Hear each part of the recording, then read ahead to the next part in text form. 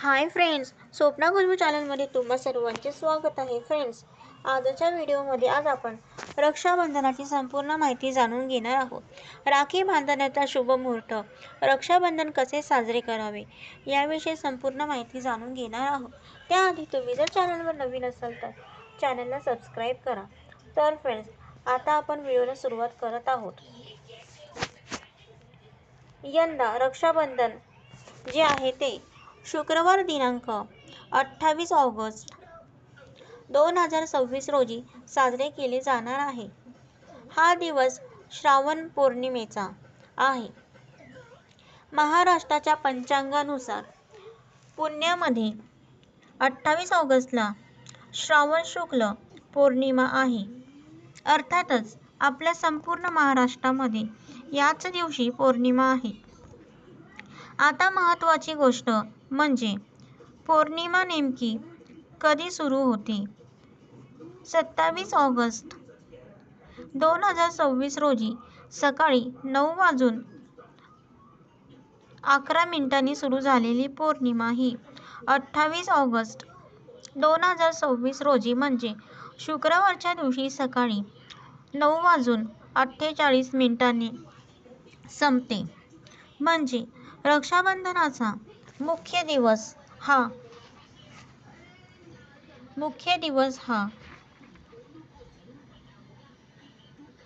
28 August आहे. तुम्हाला पौर्णिमेनिमित्त पूजाविधी करायचे असतील, खास करून सत्यनारायण वगैरे काही करायचे असेल, श्रावण पौर्णिमेला बऱ्याच गोष्टी केल्या जातात.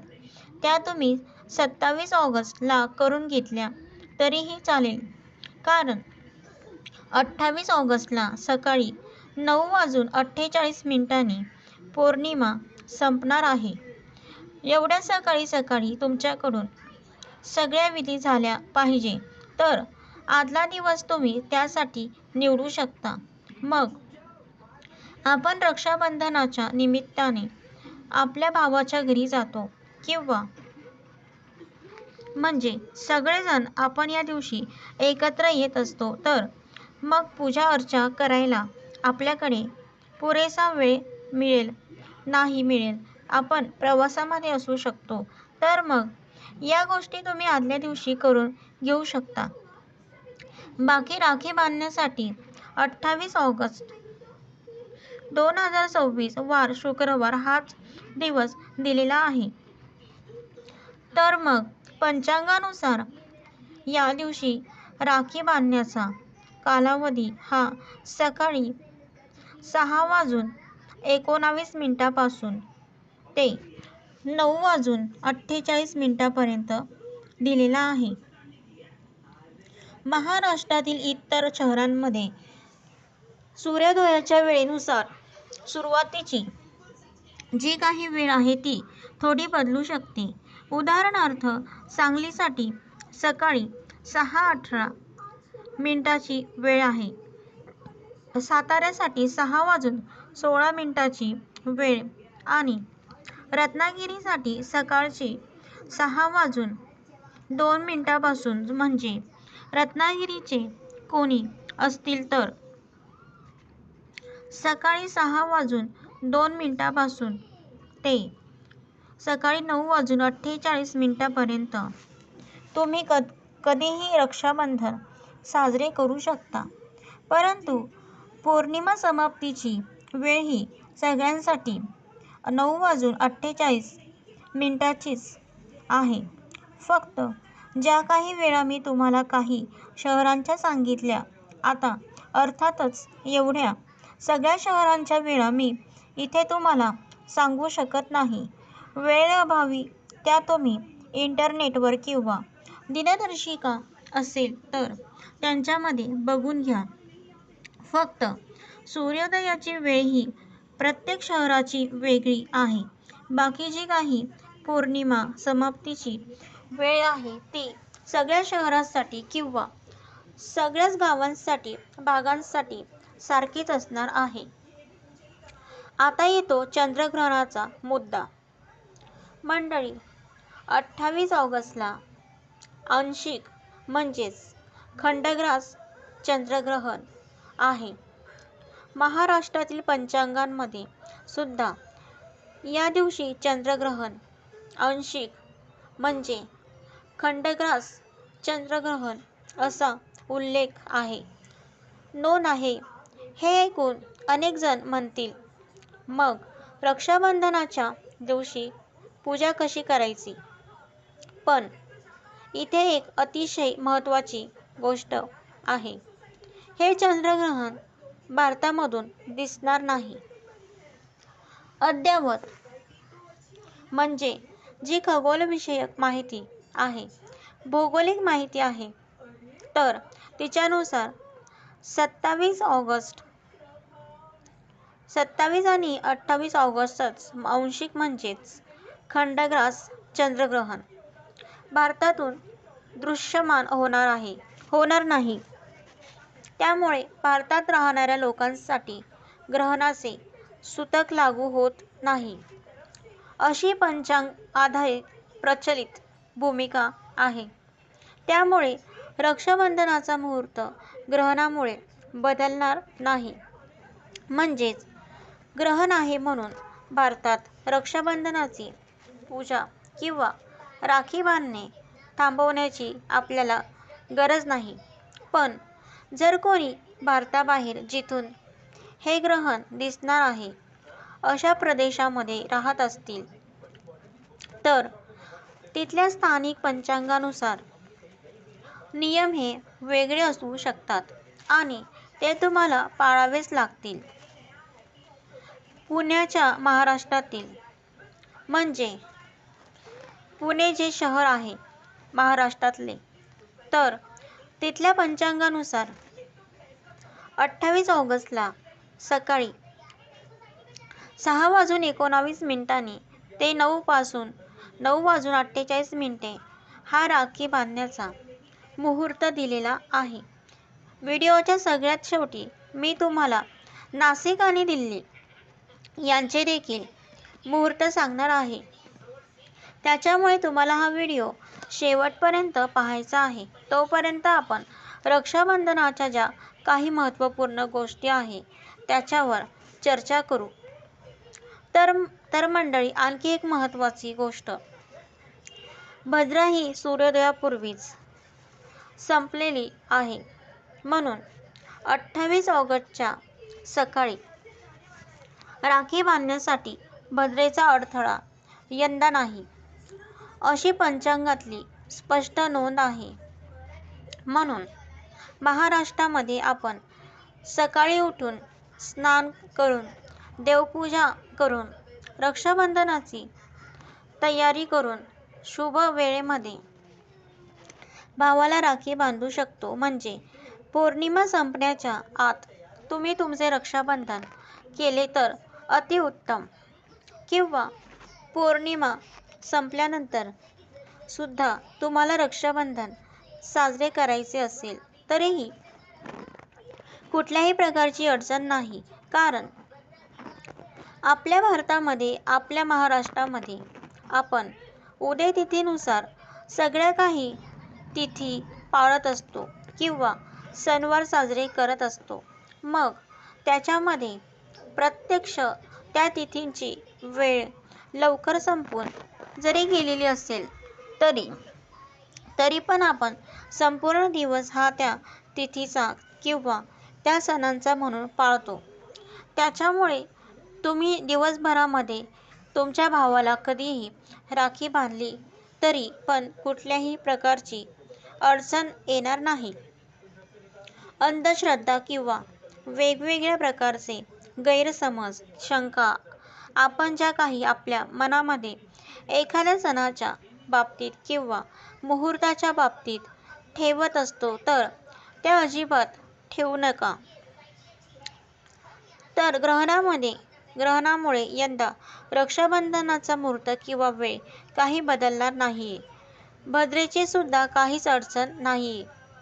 तर मंडळी, रक्षाबंधनाच्या दिवशी सकाळी लवकर उठावे, स्नान करून स्वच्छ कपडे घालावेत, घर आणि आपले देवघर स्वच्छ करून घ्यावे, देवाची पूजा करावी आणि देवाला देखील आपण राखी बांधू शकतो.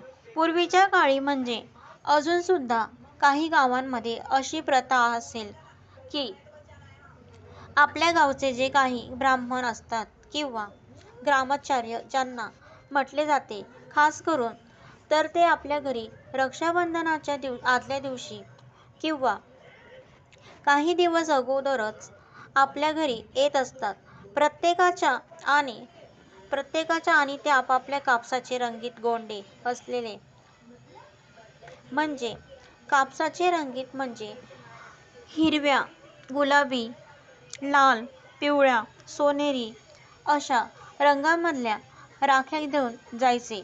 म्हणजे खरे पाहायला गेले तर त्या राखींचा जो काही धागा असायचा ना तो अतिशय नाजूक, पण मध्ये राखींचा जो गोंडा असायचा ना तो फक्त रंगीत कापसाचा असायचा.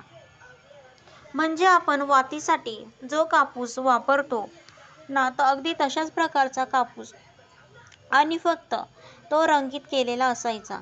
अशा पद्धतीने राख्या आपल्याला पाहायला मिळायच्या आणि त्याला आपण देवाच्या राख्या म्हणायचो. मग रक्षाबंधनाच्या दिवशी आपण देवाला त्या राख्या म्हणजे जेवढ्या काही देवांच्या मूर्ती आपल्या घरी असतील तर त्या देवांना किंवा आपण आपल्या घरातील मारुती असेल, मारुतीला आपण भाऊ मानून सुद्धा त्या राख्या बांधत असे. सर्वप्रथम आपण त्याच राख्या आधी देवाला बांधत असो. त्यानंतरच आपण आपल्या भावाला किंवा मूर्ती आपल्या घरी असतील तर त्या देवांना किंवा सर्व देवांना आपापल्या राख्या बांधता आल्या नाही तर आपण काय करायचो, देव्हाऱ्याचे जे खांब असायचे ना त्याला त्या राख्या बांधायचो. मग दोन्ही खांबांना 2 किंवा 4 खांबांना 4 अशा पद्धतीने आपण राख्या बांधायचो. आणि त्यांनी जर आपल्याला जास्त प्रमाणामध्ये राख्या दिलेल्या असतील तर मग आपण त्या राख्या आपल्या सायकलला, आपल्या मोटारसायकलला, आपल्या कारला किंवा बैलगाडी, त्याचबरोबर आपण आपल्या पेनला राखी बांधायचो. आपल्या नोटबुकमध्ये, आपल्या पुस्तकामध्ये बऱ्याच ठिकाणी आपण या राख्या ठेवायचो. तर तुमच्यासुद्धा अशा काही आठवणी आहेत का किंवा तुमच्याकडे अशा देवराख्या आहेत का? घरी कुणी आणून द्यायचे का? मला कमेंट्समध्ये नक्की सांगायला विसरू नका. कारण सणावाराचे व्हिडिओ करण्याची हीच एक गंमत असते की त्यांच्यामार्फत काय होते, विचारांची देवाणघेवाण होते.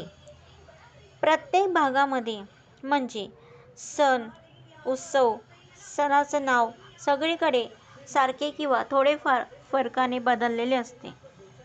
पण सणांच्या ज्या काही रीतीभाती आहेत किंवा व्रतवैकल्य करण्याच्या ज्या काही परंपरा आहेत त्या कशा प्रत्येक भागानुसार, प्रत्येक घराण्याच्या कुळाचारानुसार बदलत असतात, परंपरेनुसार बदलत असतात. हे ऐकायला खरेच खूप भारी वाटते. आणि तुमच्या ज्या काही कमेंट्स त्या पद्धतीने येतात तर ते वाचताना सुद्धा खूप छान आणि आनंद वाटत असतो. तर फ्रेंड्स, हे मी तुम्हाला सांगितले की सकाळी लवकर उठायचे, स्नान वगैरे करायचे, आपले देवघर स्वच्छ करायचे, त्याच्यानंतर आपण देवाची पूजा करायची, देवांना राख्या अर्पण करायच्या. त्याच्यानंतर आपण आपल्या घरातल्या देवांना गोडाधोडाचा नैवेद्य देखील अर्पण करायचा किंवा दाखवू शकतो. यानंतर भावाला राखी बांधण्यासाठी एक स्वच्छ जागा आपल्याला तयार करून घ्यायची आहे. म्हणजे जिथे आपण आसन ठेवणार आहोत, पाट, चौरंग किंवा सतरंजी जे काही तुम्ही भावाला बसण्यासाठी आसन ठेवाल तर तिथली जागा तुम्हाला स्वच्छ करून घ्यायची आहे, पुसून घ्यायची आहे. आता त्या जागेवर आपण पाट किंवा आपल्याला जे काही योग्य वाटते ते आसन ठेवावे.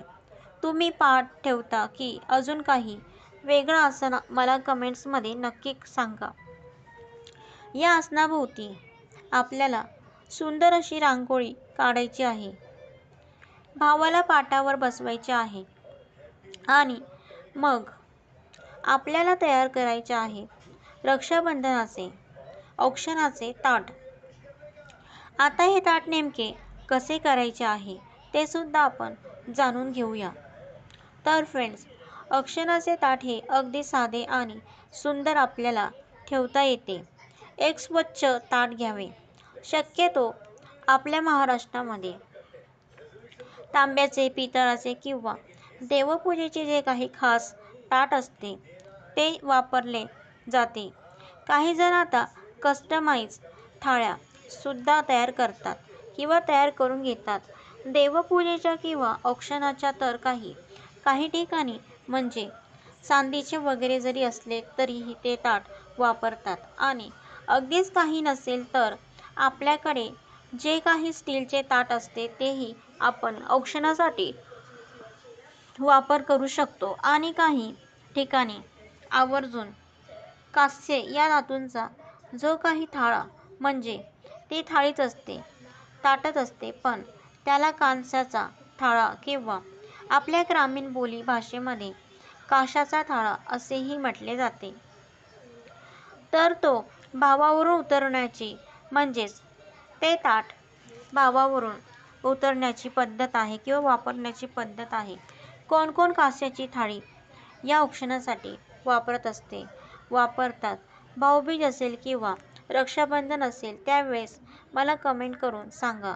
तर फ्रेंड्स, या स्वच्छ ताटामध्ये सर्वात आधी आपल्याला एक लहानशी वाटी ठेवायची आहे. आपण बऱ्याच वेळा काय करतो, फक्त ताट घेतो आणि त्याच्यामध्ये कडेला कुंकू टाकतो, कोरडे कुंकू, आणि त्याच्यामध्ये थोडेसे पाणी किंवा दुधाची धार टाकून आपण त्याचा गंध बनवतो. पण कधी कधी काय होते म्हणजे कुंकामध्ये काही भेसळ असेल किंवा मग काय म्हणतात त्याला की कधी कधी कुंकू सुद्धा वेगवेगळ्या प्रकारचे येतात. ते काही वेळाने घट्ट होऊन बसतात. तर कधी कधी आपल्याकडून ते पाणी किंवा दूध टाकताना जास्त होते आणि कुंकू सगळीकडे असे पसरले जाते की मग आपण ज्या काही वस्तू त्या ताटामध्ये ठेवलेल्या असतात तर त्या सगळ्या कुंकवाने माखतात, भरून जातात आणि आपला हातसुद्धा बराच असा कुंकवाचा लाल लाल होतो. तर ते पाहायला काही असे बरे वाटत नाही. आपल्याला वर्षातून एकदा आपल्या भावाचे या निमित्ताने औक्षण करायचा आहे. त्याच्या हातावर राखी बांधायची आहे, मनगटावर राखी बांधायची आहे. तर औक्षणाचे ताट हे व्यवस्थित दिसले पाहिजे, असायला पाहिजे असे मला वाटते आणि ते अगदी बरोबर आहे. याच्यामध्ये काही गैर नाही. तर आपण औक्षणाच्या ताटामध्ये एक वाटी ठेवा आणि त्या वाटीमध्ये कुंकवाचा गंध तयार करा, जेणेकरून तो इकडे तिकडे पसरलाही जाणार नाही. आणि ज्यावेळेस तुम्हाला असे वाटेल की गंध थोड्या थोड्या वेळाने सुकून जाते, आपण काही आपल्या एकाच भावाचा औक्षण करतो असे नाही. या निमित्ताने आपण आपल्या चुलत भावाचे, आत्ते भावाचे, मामे भावाचे, मावस भावाचे म्हणजे आपले बरेच असे भाऊ असतात किंवा नात्याने आपले काही जण भाऊ नसतात पण आपले वडील असतात, काका असतात, मामा असतात, आपण त्यांना देखील राखी बांधतोच की.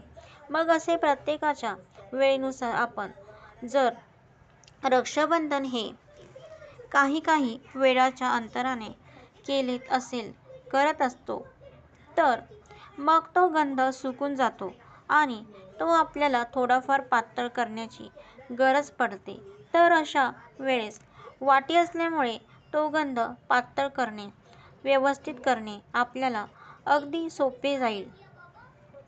आता हे झाले गंधाच्या बाबतीत. त्यानंतर आपल्याला अक्षता ठेवायच्या आहेत ताटामध्ये. पण अक्षता कशाला म्हणतात? जे अखंड न तुटलेले तांदूळ असतात त्यांनाच अक्षता असे म्हणतात. त्यामुळे असेच तांदूळ तुम्ही औक्षणाच्या ताटामध्ये ठेवा. त्याच्यानंतर आपल्याला ठेवायचे असेल तर एखादे फूल देखील आपण ठेवू शकतो. नसेल ठेवायचे तर काही अडचण नाही. सगळ्यात महत्त्वाचे राखी ठेवायची. दिवा ठेवायचा, तुपाचा घ्या किंवा तेलाचा घ्या, काही अडचण नाही. पण दुहेरी वातीचा आपल्याला दिवा या औक्षणाच्या ताटामध्ये ठेवायचा आहे. गोड पदार्थ त्याच्यामध्ये तुम्ही मिठाई ठेवू शकता. उपवास करायचा असेल तर तुम्ही चिक्की वगैरे काही सुकामेवा गोड पदार्थ म्हणून त्याच्यात ठेवला तरीही चालेल. तुमच्या आवडीनुसार किंवा आजकाल बरेच जण साखरेचे खात नाही, तर त्याच्यानुसार सुद्धा तुम्हाला गोड पदार्थ नेमका कोणता ठेवायचा आहे याची तुम्ही आवड तुमची असेल. नारळ तुम्ही ठेवू शकता. दक्षिणा किंवा भेटवस्तू आपल्या इच्छेनुसार, आपल्या गावाकडच्या, आपल्या भागाकडच्या परंपरेनुसार आपण ठेवू शकतो. बरेच जण सोन्याचा एखादा दागिना देखील ठेवतात किंवा काही जण ₹1 आणि सुपारी असे ठेवतात. तुम्ही काय काय ठेवत असतात हे तुमच्यानुसार तुम्ही ते ठरवू शकतात. पण सामान्यतः ज्या ज्या गोष्टी औक्षणाच्या ताटामध्ये लागतात त्या मी तुम्हाला इथे सांगितलेल्या आहेत. एखादी राहिलेली असेल तर तुम्ही त्याची आठवण मला करून देऊ शकता. आता आपल्याला जाणून घ्यायचे आहे की राखी ठेवायचे आहे ताटामध्ये. सगळे काही ताट आपण औक्षणाचे तयार केलेले आहे. तर मग आपल्याला भावाला राखी कशी बांधायची हे तुम्हाला आता ऐकायचे असेल तेही मी तुम्हाला सांगते. सर्वप्रथम आपल्या भावाला कुंकवाचा टिळा लावायचा आहे. त्यानंतर त्याच्यावर अक्षता लावायच्या आहेत.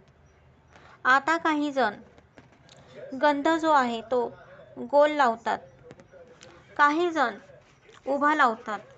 तर तुमच्याकडची जशी रीत असेल तशी तुम्ही पाळू शकतात. मग त्याच्यामध्ये तुम्ही अंगठ्याचा वापर केला गंध लावण्यासाठी किंवा टिळा लावण्यासाठी तरीही चालेल, किंवा काही जण करंगळी शेजारच्या बोटाचा देखील वापर करू शकतात. तर त्याच्यानुसार तुम्हाला ज्या बोटाने गंध लावणे योग्य वाटत असेल यापैकी, म्हणजे शक्यतो मधल्या बोटाने गंध लावायचा नसतो. त्याचबरोबर अंगठ्या शेजारच्या बोटाने सुद्धा आपण कधी गंध लावत नाही. तर आपण करंगळी किंवा अंगठा या दोन्हीपैकी एखाद्या बोटाचा वापर करून तो टिळा लावावा.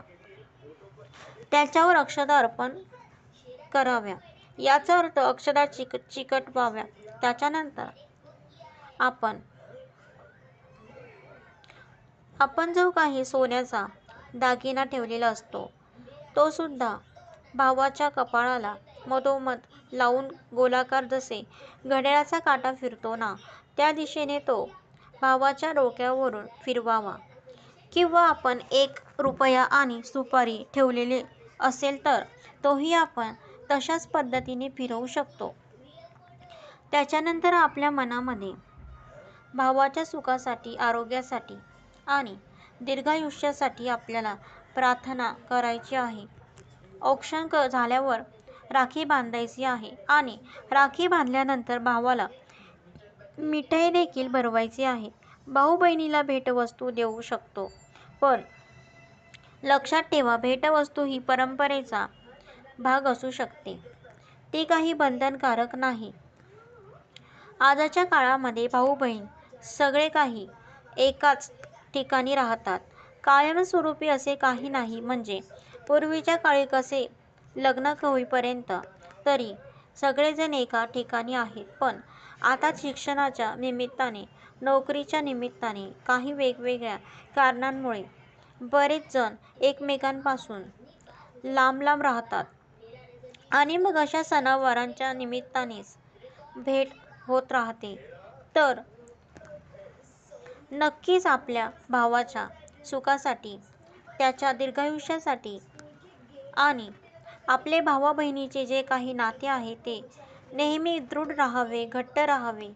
नात्यातली जी वीण आहे ती उत्तरोत्तर घट्टच होत राहावी. तिच्यामध्ये कधीही अंतर येऊ नये, दुरावा येऊ नये याच्यासाठीच आपल्याला या रक्षाबंधनाच्या निमित्ताने प्रार्थना करायची आहे. आता आपला जो भाऊ असतो तर तो वयाने आपल्यापेक्षा मोठाही असला आणि लहानही असला तरी पण तो आपल्या बहिणीच्या आवर्जून पाया पडतो. म्हणजे आमच्या भागामध्ये तरी अशीच रीत आहे. आपला भाऊ आपल्यापेक्षा वयाने मोठा असला किंवा लहान असला तरी पण बहिणीच्या पाया पडण्याची पद्धत आहे. तर काही ठिकाणी याच्या उलट सुद्धा आहे की भाऊ जर मोठा असेल तर बहीण त्याच्या पाया पडते. तर आमच्याकडे असे असते की आपला भाऊ आपल्यापेक्षा वयाने मोठा आहे तर अर्थात भावाची बायको सुद्धा आपल्यापेक्षा मग नात्याने मोठी येते. जरी ती वयाने आपल्यापेक्षा लहान असली कधी कधी तरी, पण ते लहान बहीण असली तरी सुद्धा भाऊ आणि वहिनी दोघेही बहिणीच्या पाया पडतात. पण काही ठिकाणी याच्या उलट असते की बहीण आपल्या भावाच्या आणि वहिनीच्या पाया पडत असते. तर चला, प्रत्येक ठिकाणी रीतभात ही वेगवेगळी असते, आपल्याला पाहायला मिळत असते. तर फ्रेंड्स, आणखी एक सोपी पद्धत मी तुम्हाला सांगते. प्रथम टिळा आणि अक्षता, त्याच्यानंतर औक्षण, राखी बांधणे, मिठाई भरवणे अशी क्रमाने आपल्याला पूजा करता येते. काही कुटुंबांमध्ये राखी आधी बांधून मग औक्षण करण्याची पद्धत सुद्धा असू शकते. म्हणून घरची परंपरा जशी असेल तशी आपण पाळू शकतो. यातली मुख्य भावना म्हणजे भावंडाच्या नात्यासाठी आपल्याला मंगलकामना करायची असते. आता रक्षाबंधनाशी जोडली गेलेली एक अतिशय सुंदर कथा मी तुम्हाला सांगते. राजसूय यज्ञाच्या प्रसंगात श्रीकृष्णाने शिशुपालाचा वध केला. या प्रसंगात श्रीकृष्णाच्या बोटाला जखम झाली आणि रक्त वाहू लागले. तेव्हा द्रौपदीने क्षणाचाही सुद्धा विचार न करता आपल्या वस्त्राचा एक तुकडा फाडला आणि तो श्रीकृष्णाच्या बोटाला बांधला. त्या छोट्याशा अशा वस्त्राच्या तुकड्यामध्ये द्रौपदीचे प्रेम होते, आपुलकी होती आणि काळजी देखील होती. अशी ही धार्मिक परंपरेतील कथा आपल्याला सांगते की श्रीकृष्णाने द्रौपदीच्या या भावनेचा मान ठेवत तिच्या रक्षणाची भावना स्वीकारली आणि पुढे द्रौपदी संकटात सापडली तेव्हा श्रीकृष्णाने तिची लाज राखली, अशी या कथेची जोडलेली श्रद्धा आहे. ही श्रद्धा आज आपण या युगामध्ये सुद्धा भाऊ आणि बहिणीमधील हे नाते दर्शवते. याच प्रचलित कथेमुळे आपल्याला याची जाणीव देखील होत असते.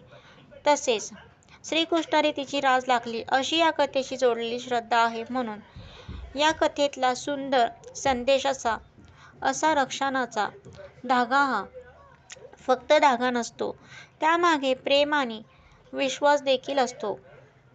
आज आपण राखी घेतो, सुंदर कपडे घालतो, औक्षण करतो, भेटवस्तू देतो, पण रक्षाबंधनाचा खरा अर्थ यापेक्षाही मोठा असतो किंवा आहे. भाऊ बहिणीचे रक्षण करतो आणि बहीण भावासाठी मंगलकामना करते. पण आजच्या काळामध्ये रक्षण म्हणजे फक्त बाहेरच्या संकटापासून संरक्षण नाही.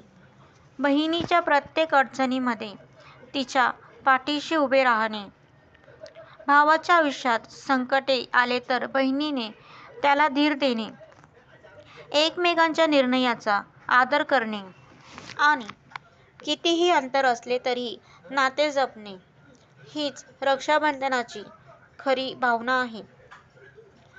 रक्षाबंधन हा आनंदाचा सण आहे, त्यामुळे शक्यतो या दिवशी घरामध्ये वाद, भांडणे आणि कटुता टाळावी. भावंडांनी एकमेकांशी प्रेमाने वागावे. काही रुसवे-फुगवे झाले असतील तर ते सुद्धा रक्षाबंधनाच्या निमित्ताने तुम्ही कायमस्वरूपी विसरून गेले तर अतिउत्तम. पूजा करताना, औक्षण करताना घाई-गडबड करू नये. राख्या घेताना त्या अशा निवडा की जेणेकरून काही दिवसांनी भावाने ती राखी सोडून एखाद्या ठिकाणी ठेवून दिली तरी पण त्या राखीचा अपमान होणार नाही. कारण जसा धागा खराब होतो, कुजतो, तर ती राखी काढून ठेवली जाते किंवा कधी-कधी राखी तुटते सुद्धा. तरी ते नंतरचा विषय आहे, तो रक्षाबंधनाच्या नंतरचा. पण आजकाल आपण विविध चित्रांच्या राख्या बघतो. कधी-कधी काय होते की त्याच्यावर देवाचे चित्र असतात, काही चिन्हे असतात. मग राखी कुठे जर आपण टाकून दिली किंवा कुणाच्या पायंदळी वगैरे आली तर तिचा अपमान होतो. तसेच अपमान होऊ नये म्हणून राखी निवडताना आपण ती योग्य प्रकारची निवडावी. बाकी आवड तुमची आहे. मी तुम्हाला महत्त्वाचे जे आहे ते सांगण्याचा इथे प्रयत्न केलेला आहे. दिवा लावताना सुरक्षिततेची काळजी घ्यावी आणि सर्वात महत्त्वाचं, ग्रहणाबद्दल भीती निर्माण करणारे संदेश समाज माध्यमांवर, आपल्या सोशल मीडियावर पाहून लगेच काही घाबरून जाऊ नका. घाबरण्यासारखे काहीच नाहीये. कारण यंदाचे जे काही चंद्रग्रहण आहे ते आपल्या संपूर्ण भारतातून अजिबात दिसणार नाहीये. त्यामुळे भारतात त्याचा सूतक कालावधी देखील लागू होत नाही, अशी प्रचलित पंचांगाधारित माहिती आहे. त्याच्यामुळे टेन्शन अजिबात घेऊ नका. तर आता अगदी सोप्या भाषेत समजून घेऊया. 28 ऑगस्ट 2026 रक्षाबंधन.